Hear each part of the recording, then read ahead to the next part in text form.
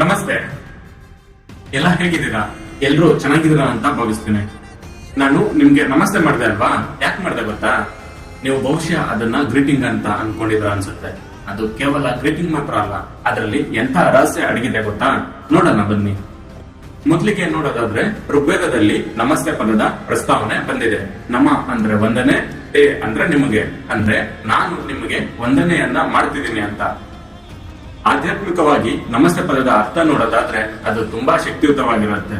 ಅದು ನನ್ನಲ್ಲಿರುವಂತಹ ದೈವತ್ವ ನಿಮ್ಮಲ್ಲಿರುವಂತಹ ದೈವತ್ವಕ್ಕೆ ವಂದನೆಯನ್ನ ಮಾಡ್ತಿದೆ ಅಂತ.